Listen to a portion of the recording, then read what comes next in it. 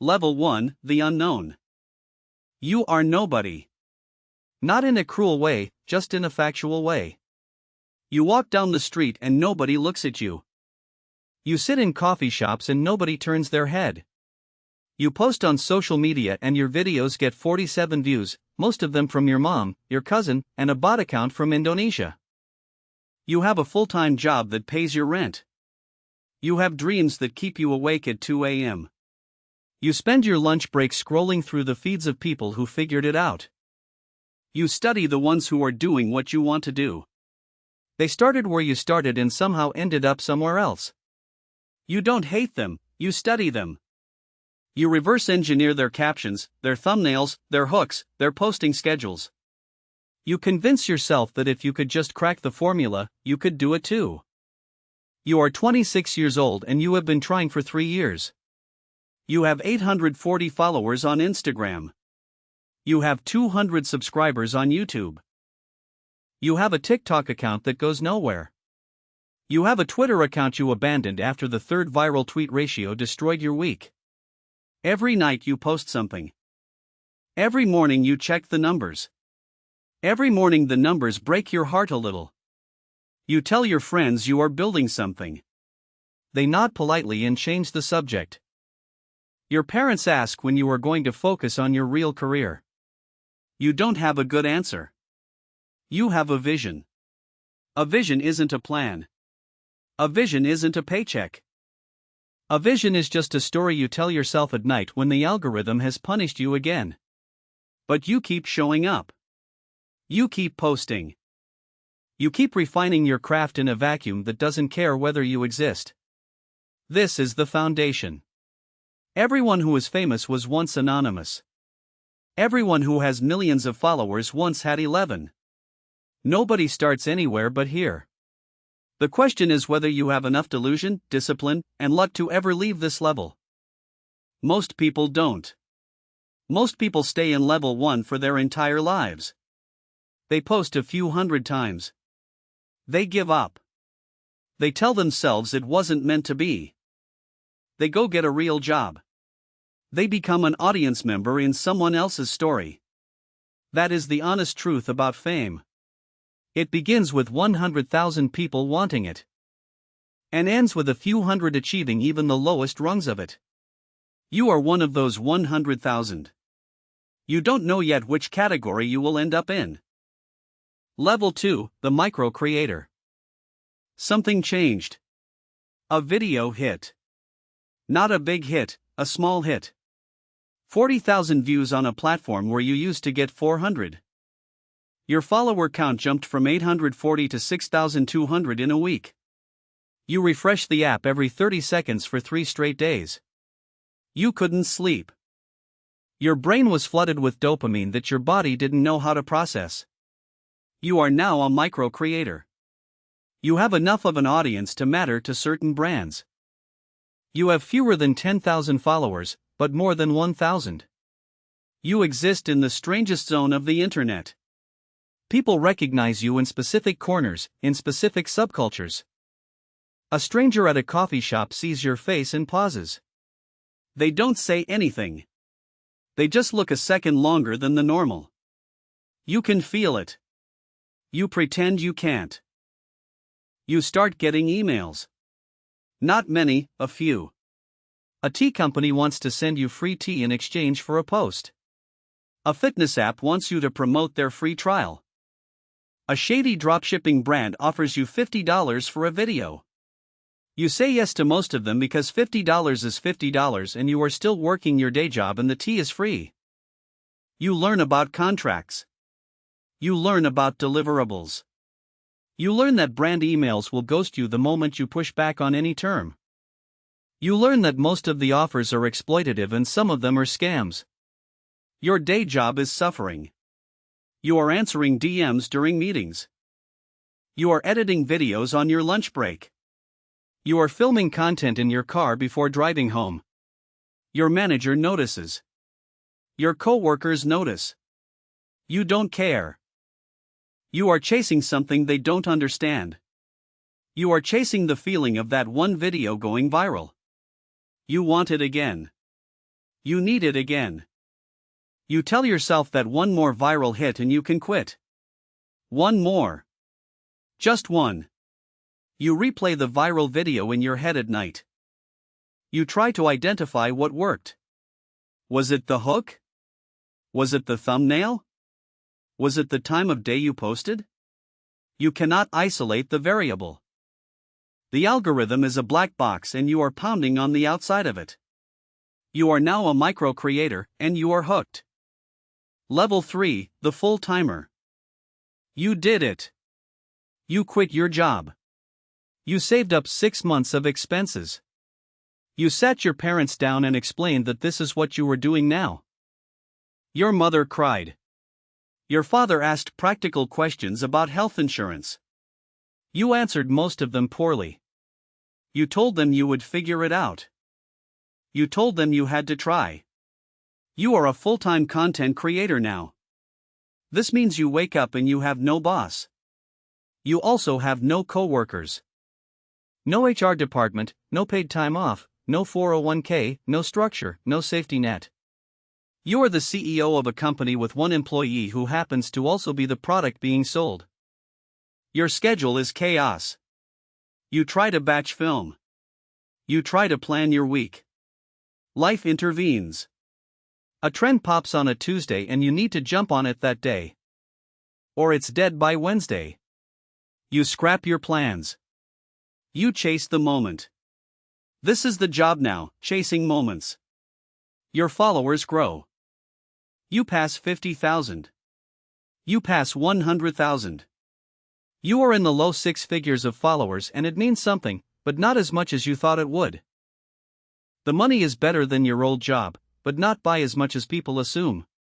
You grossed $90,000 last year. You paid $30,000 in taxes because you are self-employed. And you didn't plan for quarterly estimates. You paid $8,000 for an editor because you couldn't keep up alone. You paid for gear, for software, for travel. For the coffee shop Wi-Fi bills that add up when you don't have an office. What's left feels smaller than it should. The loneliness is the part nobody warned you about. You spend your days talking to a camera. You spend your evenings editing footage of yourself. You consume your own face more than any person should. You start to not recognize it. You start to see yourself as a product, as a thumbnail, as a subject being optimized. Your friends from your old life have drifted. They don't understand what you do. They make jokes about it at parties. You laugh along. You start finding new friends, other creators, people who get it. People who speak the language. You meet them at conferences. You add them on Discord servers where creators trade tips about tax write-offs and agency horror stories. You start a group chat with 4 other people at your level. You text them about burnout at midnight. They text back within minutes because they are also awake. None of you are sleeping well. None of you admit it to your audiences. You are a full-time creator and you are exhausted. Level 4, the rising star. You crossed the 1 million followers. You remember the exact day. You remember what you were wearing. You remember the screenshot you took and saved to a folder. You will look at for the rest of your life. 1 million people chose to see your face in their feed. 1 million strangers made a small but conscious decision. That you were worth their attention. You try to process what that means. You can't. The number is too big for the human brain to hold. Your income has changed dramatically. Brand deals are coming in at $5,000, $10,000, $20,000 per post. You have an agent now. You have a manager. You have a lawyer. You have an accountant who specializes in creators. You have a team that costs you 40% of your gross, but without them, you would drown. You are being invited places. Launch parties, red carpets for events you didn't know existed, industry mixers in private rooms where everyone is pretending not to look at each other. You are on the edges of something larger. You are not inside yet, but you can see the door. You are dating differently. People you match with on apps recognize you before you even meet. They act different. Some of them are excited. Some of them are strategic. You start noticing the ones who are auditioning for a public role rather than a private one. You start noticing who films you during dates without asking. You become paranoid. You become guarded. You become careful about who you trust in ways that isolate you further. Your family is struggling to relate.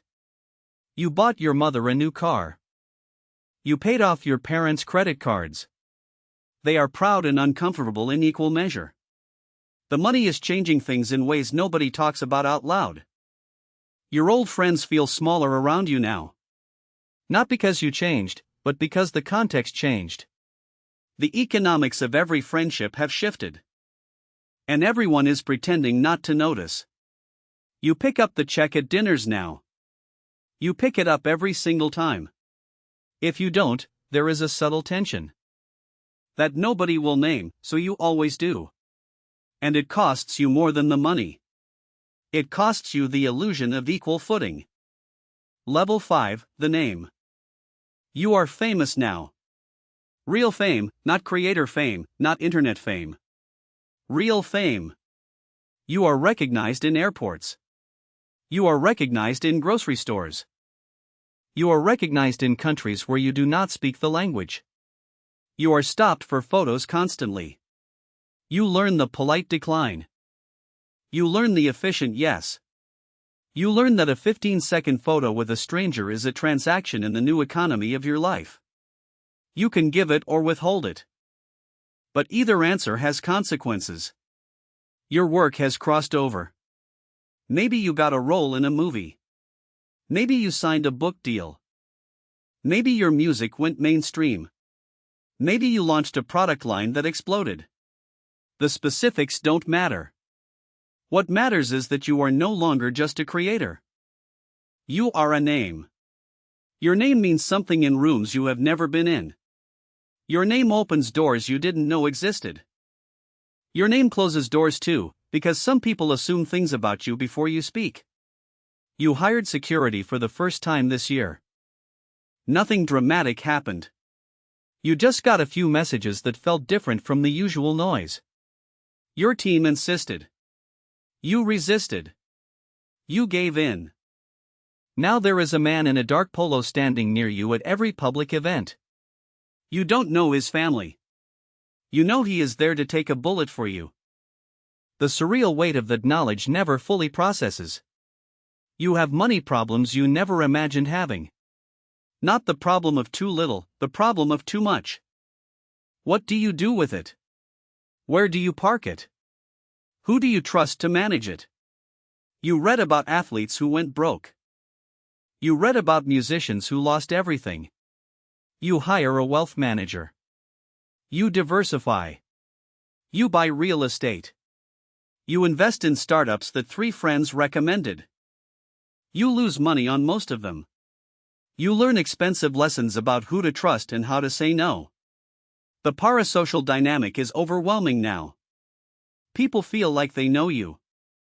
They have watched you for years. They have cried with you, laughed with you, followed you through breakups and moves and losses. They love you, but they don't know you. They know a version of you that you have carefully curated. And when you disappoint that version, they turn on you with a ferocity that is hard to describe to anyone who hasn't experienced it. You had a bad week last month. You said something on a podcast. That got clipped out of context. 30 million people saw the clip. Fewer than 1 million watched the full episode. The ratio tells you everything about how the internet works. Your publicist handled it. You apologized for something you didn't quite mean. You moved on before your followers did. Level 6, the brand. You are a brand now. Not in a metaphorical sense, in a legal sense. You have trademarks. You have an LLC. You have multiple LLCs stacked on top of each other. For tax reasons. Your accountant explained those reasons 3 times before you gave up trying to understand. You have a logo. You have a merch line. You have a team of 14 people whose livelihoods depend on your continued relevance. Your face is on products. Your name is on billboards. Your voice is in commercials you had to read the script for 7 times because the director wanted a specific cadence. You are a one-person multimedia company. You wake up and you have meetings. Real meetings, with grown adults in suits who are discussing quarterly projections and market positioning. And whether your demographic is pivoting toward a new platform. You nod along. You offer opinions when asked. You realize that you have become the CEO of a company that you never intended to start. You have employees to fire. You have contracts to review. You have lawyers drafting non-disclosure agreements for the people you hired to walk your dogs. Your creative work suffers. You are not creating anymore. You are approving. You are signing off. You are reviewing rough cuts that other people made based on your guidance. The thing that made people love you in the first place is harder to replicate now. Because you have less time to actually do it. Your audience feels the shift. Some of them accuse you of selling out. Some of them accuse you of being inauthentic. They are not entirely wrong. You are trying to run a business and maintain a personal connection with millions of strangers at the same time. One of those things inevitably starts to suffer. You go to therapy now, twice a week. Your therapist has a client list that would surprise you. She specializes in public figures. She charges $500 an hour. She is worth every penny. She is the only person in your life who is legally bound not to share what you tell her. Let that register for a moment. The only human being you can fully trust is someone you pay. You have an assistant who has been with you for 4 years. She knows your passwords. She knows your medications. She knows the names of people you have cut out of your life and why. Her NDA is 48 pages long. Your lawyer revises it every year. That is the shape of intimacy now. Paperwork as a prerequisite for closeness. Level 7, the celebrity. You are A-list. Or A-, or B+ pretending to be A-list at certain parties. The rankings are invisible, but everyone inside knows them. You are photographed leaving restaurants. You are photographed carrying groceries. You are photographed in workout clothes on a beach you thought was private. The photographs end up on websites and in magazines. Strangers analyze your body, your outfit, your facial expression, the company you were keeping. Headlines are written about you based on a 12-second video clip taken from 80 yards away. You stop reading the headlines. You stop reading the comments. You stop reading anything about yourself because the only sustainable move is to not know. You have a publicist. She costs more than most people make in a year. She controls what information reaches the public. She decides which interviews you do. She decides which invitations you accept. She has crisis management protocols for scenarios you didn't know you could be involved in. She has relationships with editors at every major outlet. She can kill a story. She can plant a story. She does both on a regular basis and you choose not to ask for details. Your dating life is almost impossible. Every person you go out with is a potential leak. Every dinner is a potential headline. You date other famous people because the math works out. They have as much to lose as you do. They understand the terms. The chemistry is complicated by the fact that every relationship becomes a brand merger. Public perception matters. The internet weighs in. Your fans pick sides before you even post a photo together. Your family dynamics have fractured in places. Your siblings ask for things. Your cousins ask for things. Distant relatives you haven't seen since childhood surface with business proposals and medical bills and urgent needs. You have a system now. Every ask goes through a specific email. Your assistant reviews it. Most requests get declined politely. You have learned that generosity without structure destroys you. The ones who get angry about being declined were never really family. You still send birthday cards. You still remember names. But you stopped confusing kindness with access years ago. You learned that the two things are not the same. You can be generous from a distance. You have to be, or the generosity will devour you from the inside. Level 8, the institution. You have been famous for 15 years. You are no longer the new hot thing. You are something more durable. You are a name that appears in textbooks about your industry. You are referenced by younger people who cite you as an influence on their own careers. You have shaped a generation of work that came after yours. Your early content is taught in classes. Your catchphrases have entered the language. You have received awards that you used to watch being given out on television when you were a kid. You sit on boards. You have honorary degrees from 3 universities. You give commencement speeches. You have a foundation that gives away 7 figures a year to causes you care about. You are establishment now. Some of your fans from the beginning resent this. They preferred you when you were scrappy, when you were dangerous, when you were making enemies and breaking rules. You still make the work, but the work has different stakes now. Every project is compared to your earlier work. Every release is evaluated against your own legend. The hardest competitor you face is a younger version of yourself that the public has frozen in amber. Your money is generational, not just yours anymore. Your children will never have to work. Your grandchildren will never have to work, unless they choose to. That knowledge changes how you parent. You try to raise kids who don't become monsters. You try to instill work ethic in humans who will never face real consequences. It doesn't always go well. Some of your peers' children have become tabloid figures. You study their mistakes. You try to do better. You aren't sure if you are succeeding. Your health is a factor now. You have a team of doctors. You have supplements that cost more than most families spend on groceries. You have a trainer, a nutritionist, a sleep coach, a physical therapist, a breathwork specialist. You are engineering your own longevity with resources that ordinary people cannot imagine. You feel guilty about it sometimes. You feel grateful about it sometimes. Mostly, you feel tired. You think about slowing down. You think about disappearing to a house in the country and writing a memoir nobody will read for decades. Your team discourages this. Your contracts discourage this. Your public role discourages this. You are a machine that is difficult to turn off without dismantling 20 people's careers. So you keep going. You pace yourself. You accept that retirement is a concept for other professions. You are an institution now, and institutions don't retire, they just evolve.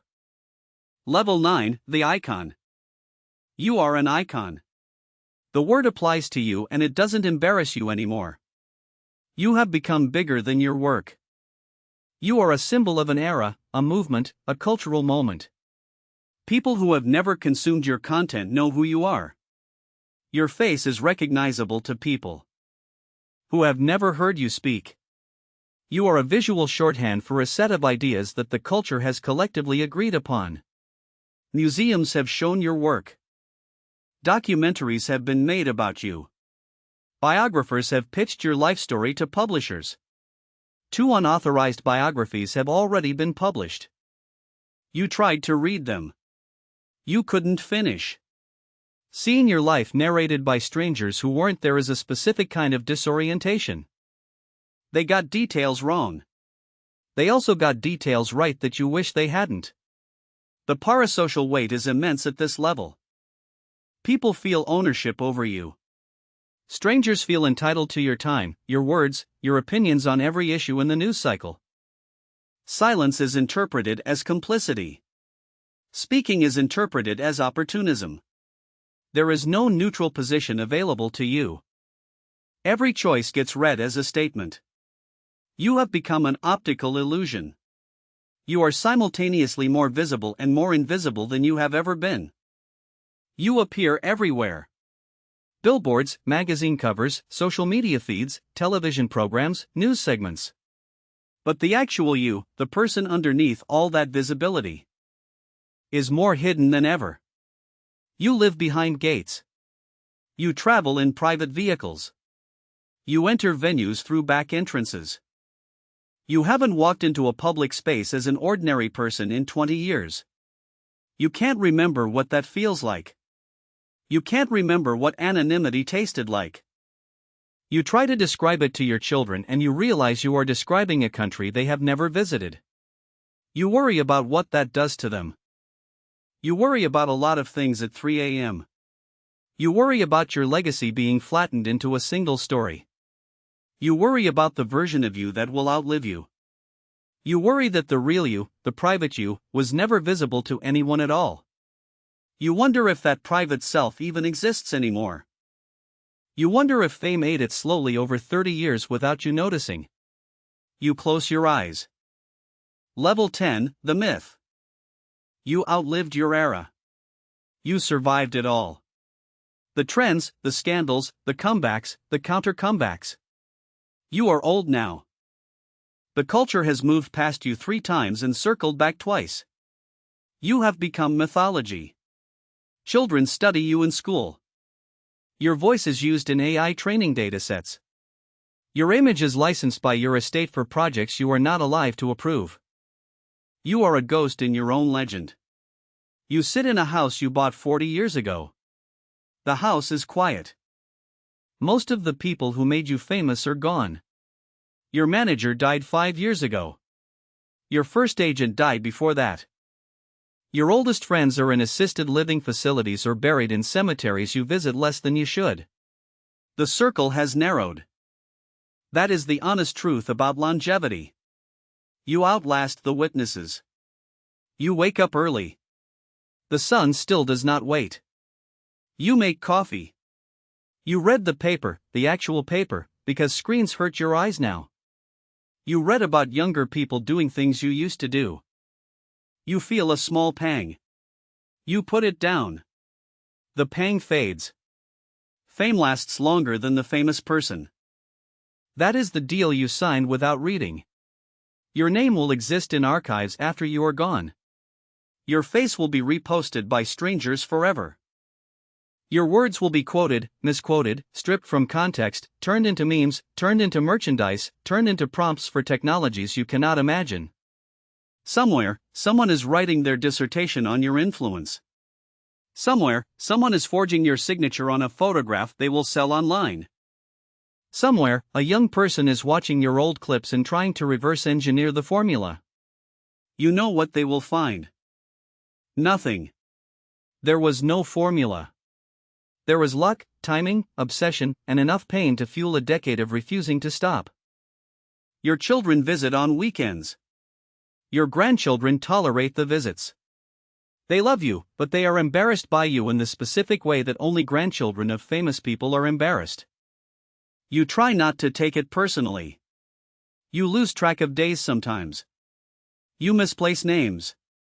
You remember 1987 with perfect clarity and forget what you had for breakfast. Your doctor says this is normal. You are not sure what normal means anymore. You think about the beginning. The version of you who had 840 followers. The version who checked the app every 30 seconds. The version who had a vision without a plan. The version who had a vision was the engine. Without the vision, none of this would have happened. The vision also cost him everything he didn't know he had. He gave up quiet mornings. He gave up small friendships. He gave up the right to walk into a room without being evaluated. You close your eyes. Somewhere, in a small apartment in a city you have never visited, a 19-year-old is filming themselves on a cracked phone. They are nervous. They are hopeful. They have 47 followers and a dream and no idea what they are about to sign up for. They will not become you.